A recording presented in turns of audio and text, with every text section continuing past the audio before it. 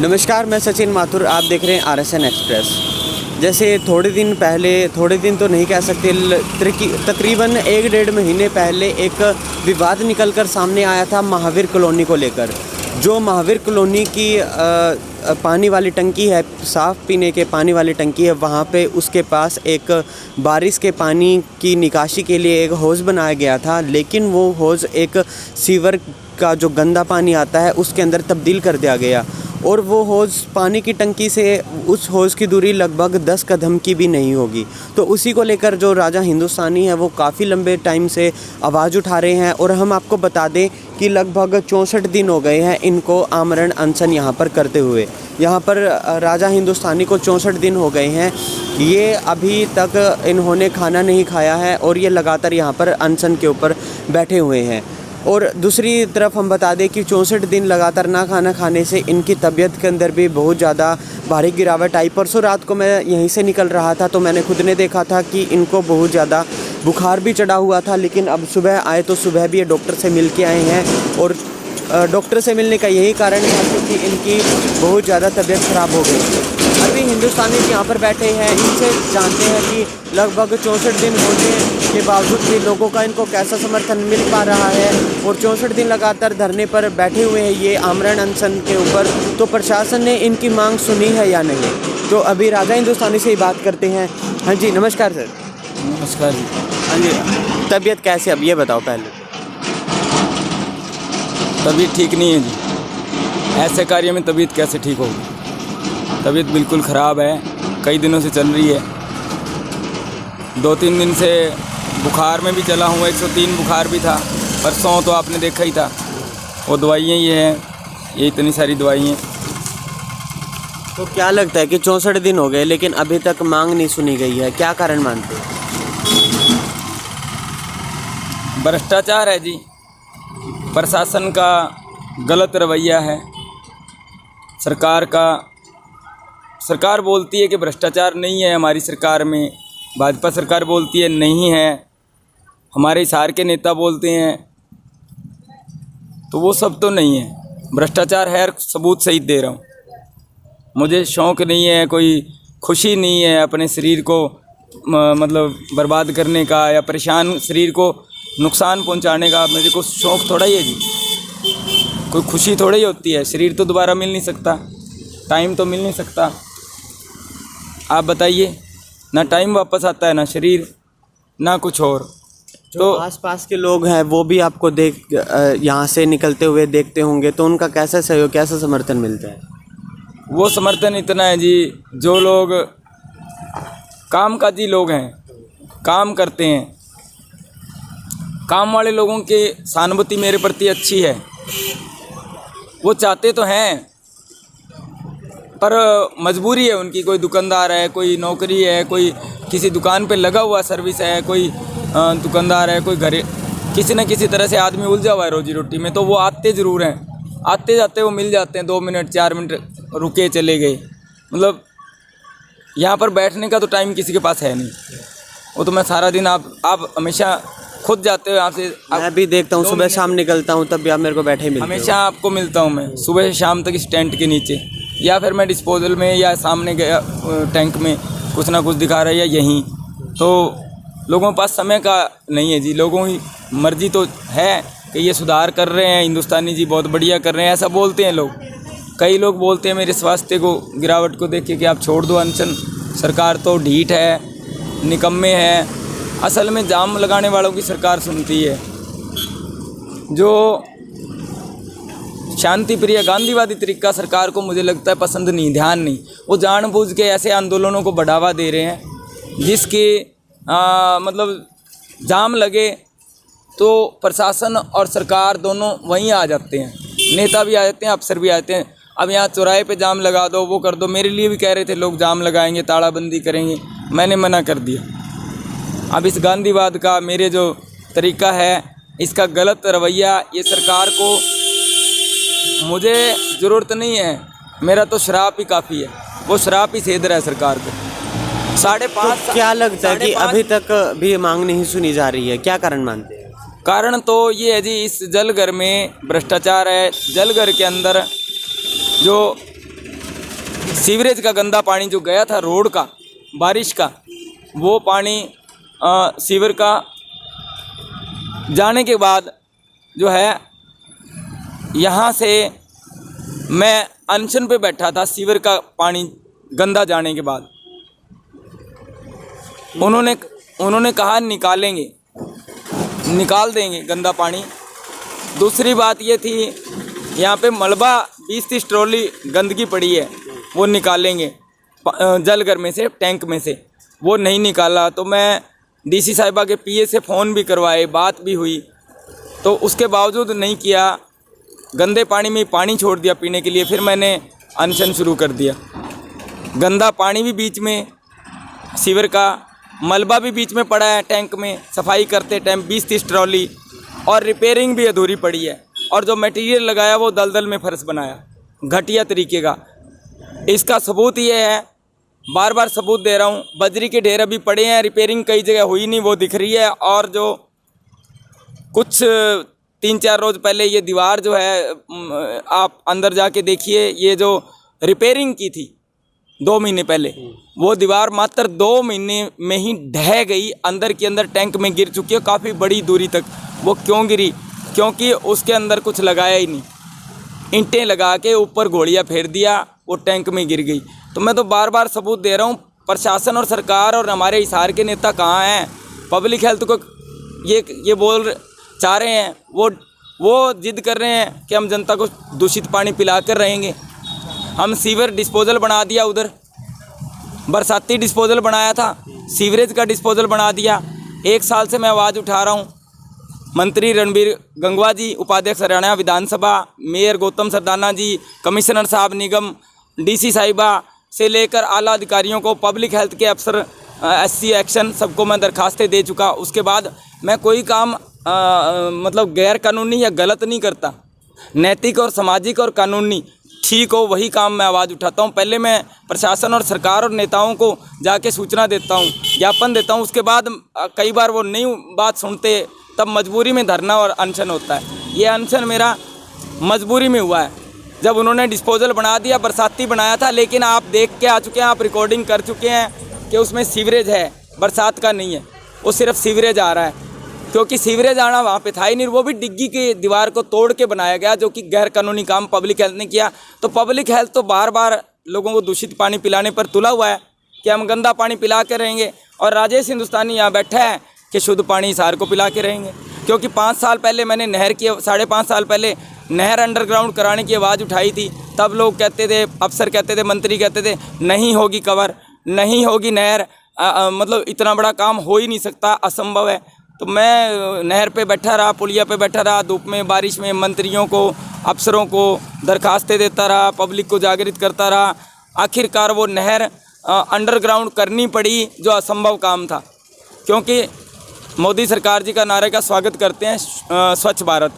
तो स्वच्छ भारत तभी बनेगा, झाड़ू लगाना अच्छी बात है, लेकिन जब पेट में हमारे गंदगी जाएगी, दूषित पेयजल जाएगा, जहरीला, मरे हुए जीव उसमें आते थे, सूअर वगैरह, कुत्ते वगैरह, गाय, मरे हुए जीव उस टैंक में, नहर में आते थे। वो महावीर कॉलोनी जलघर में आते थे। तो वो मैं अंडरग्राउंड कराने के लिए गंदे कपड़े धुलते थे, वाहन धुलते थे, लैट्रिन तक उसमें लोग जाया करते, सब कुछ उसमें था। उसके खिलाफ मैंने आवाज़ उठाई, तो वो अंडरग्राउंड हो गई। उसके बाद मेरी मांग थी जलघर की सफाई की, जो 50 साल में नहीं हुई। जलघर की सफाई कहते नहीं होगी, नहीं होगी, ट्रैक्टर बैठ जाएगा, वो भी शुरू हो गई। मेरी लगातार मांग, 5.5 साल पुराना शुद्ध पेयजल सत्याग्रह धरना है। तो अब ये मांग आपकी कब सुनी जाएगी? तो इस मांग के बाद ये हो गया, तो इसमें घोटाला किया, इसलिए मैं बैठ गया। इसमें घोटाला बार बार सामने आ रहा है। डिस्पोजल की दीवारें गिर गई, डिस्पोजल का कमरा गिर गया, आपने दिखाया था। अब ये दीवार अंदर गिर गई है।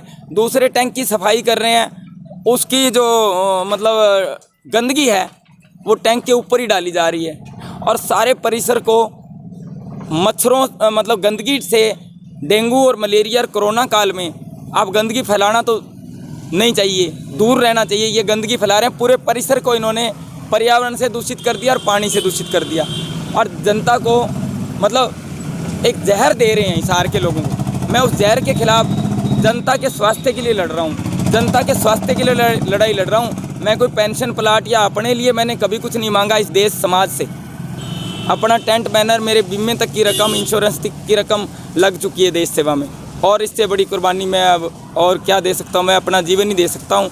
प्रशासन की बात ये है, आपने पूछा, प्रशासन के कुछ अधिकारी पहले आए, रामचंद्र गुप्ता जी आए, प्रवीण जैन जो बीजेपी के हैं, उन्होंने जेई से बात की, देखा मामला तो कहने लगे अब छोड़ दो, दूसरा टैंक ठीक करवा देंगे, वो हो जाएगा, ये तो एक्सीडेंट हो गया।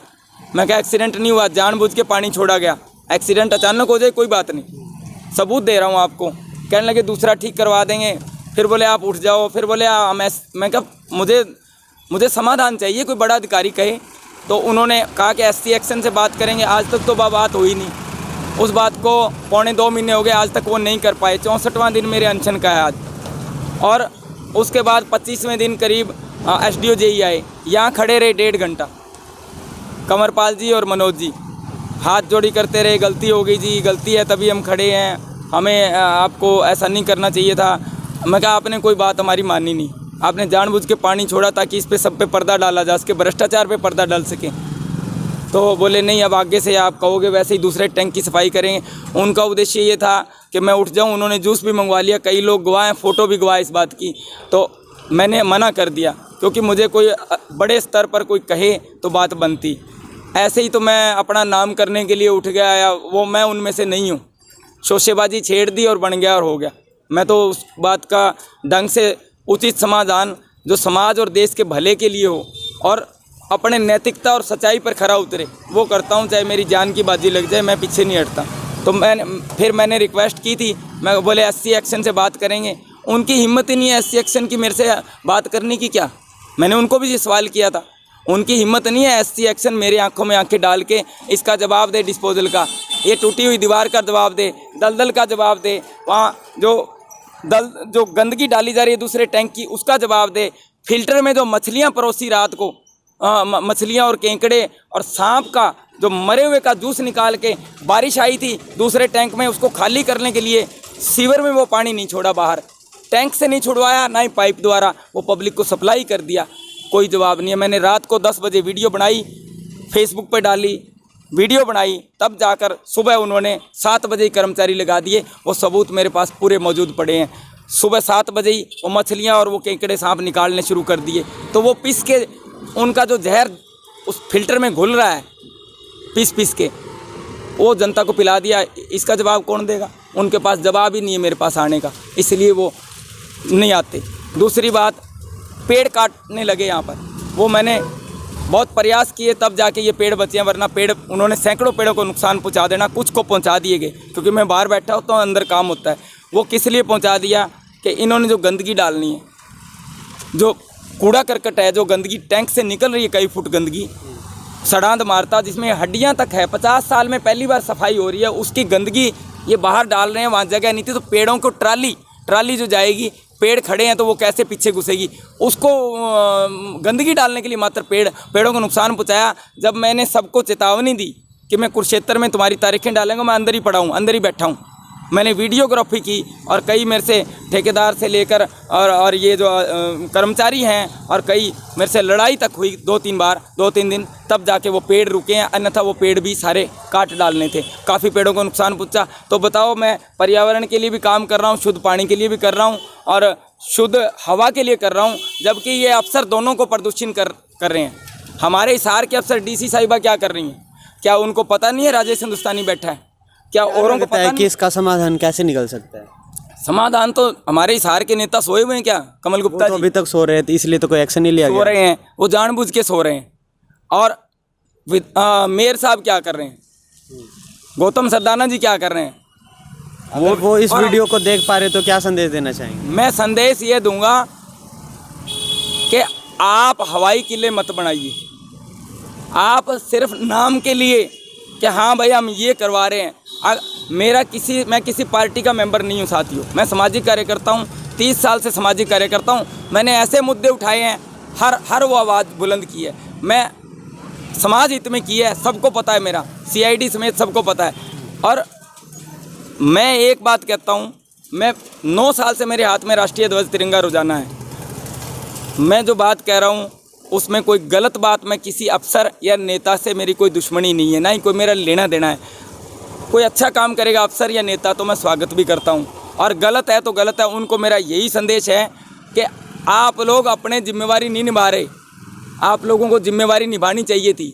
मेयर साहब के पास ये संदेश भी जा चुका है, मानी जी यहाँ से गुजरते हैं, उनके पास भी संदेश है, सीनियर डिप्टी मेयर। और हमारे एमसी क्या कर रहे हैं और विपक्ष क्या कर रहा है? ये राजेश हिंदुस्तानी का काम नहीं है, ये वाला काम नहीं है। मैं आप लोगों की तरह सामान्य जीवन घर में व्यतीत कर सकता हूँ। मेरी भी बुजुर्ग माँ है 70 साल की। मेरा इसलिए है कि देश और समाज के हित में काम करना, इसलिए मैं अपनी आत्मा से रुक नहीं पाता, इसलिए मैं करता हूँ। अन्यथा मेरा काम थोड़ा ही है इतने इतने दिन का अनशन धरना। शर्म नहीं आती? अरे लानत है ऐसे नेताओं और अफसरों पर। मैं स्वागत करता हूँ, कल निगम कमिश्नर साहब आए थे, मैं उनका स्वागत करता हूँ। उन्होंने मुझे देखा, मैंने उनको नमस्ते की और गाड़ी उनको कहा तो उन्होंने शीशा खोल के गाड़ी रोकी है, उन्होंने शीशा खोल के बोले हिंदुस्तानी जी कैसे हो? बोले आप बहुत बढ़िया कर रहे हो, समाज हित का निस्वार्थ सच्चे देशभक्त हो, क्रांतिकारी हो, आपने समाज हित के बहुत काम किए। मगर सर एक बार प्लीज़ रिक्वेस्ट है कि आप थोड़ा ये जल कर देखिए। उनको मैंने सारा मामला जो आपको बताया है, ये सारा मामला से अवगत कराया, डिस्पोजल भी दिखाया, ये भी दिखाया। उसमें मतलब जो है ये उसके बाद उन्होंने कहा है कि हम बात करेंगे डीसी मैडम से और पब्लिक हेल्थ के। बात करने से क्या लगता है कब तक समाधान निकलेगा इसका? और आप कब तक बैठोगे अगर ये नहीं हुआ तो? मैं तो जी अपने प्राणों की बाजी लगा चुका हूँ। देखिए मैं क्लियर बता रहा हूँ आपको, मेरा देख सकते हो आप, ये मेरी दशा है, ये दवाई है, आपके सामने ही ले रहा हूँ। कोई ये कहे झूठ, जो झूठ समझते हैं ना मेरे को, वो खुद 1000 गुना झूठे हैं। मैं उनको कह रहा हूँ, मैं झूठ कभी बोलता नहीं, सबको पता है। शोषे करने होते तो मैं बहुत कुछ आज तक ऊंचाइयों पर होता, सबको पता है। एक मिनट, हाँ जी, मैं आपकी एक बात का और जवाब दे के फिर बनाऊँ। जैसे अभी इनसे बात की है, इनका यही कहना है कि अपनी 70 साल की जो बूढ़ी माँ है उनको घर पर छोड़कर यहाँ पर पिछले 64-65 दिन से यहाँ पर धरने के ऊपर लगातार बैठे हुए हैं। हाँ जी, मैं भारी बीमारी देखनी होती है, कितनी तकलीफ़ें आती है, कितना कुछ यहाँ लोग बैठने वाले सहयोग जो आप कह रहे थे, प्रॉपर सहयोग जो शहर के लोगों का, समाज से भी कहाँ गए, शहर की संस्थाएं कहाँ गई, ये जो मीडिया वाले बनते हैं ये कहाँ गए, ये भास्कर जागरण और अमर उजाला और ये हरी भूमि वाले कहाँ गए? पंजाब केसरी क्यों छापते हैं रोज़? दूसरे नवछोर हैं, पाठक पक्ष है, या अपने सच कहूँ है, या अजीत है, अजीत समाचार है, या अपने दैनिक सवेरा वगैरह और अखबारों में आती है, तो वो उनको क्या बीमारी होगी भ्रष्टाचार की?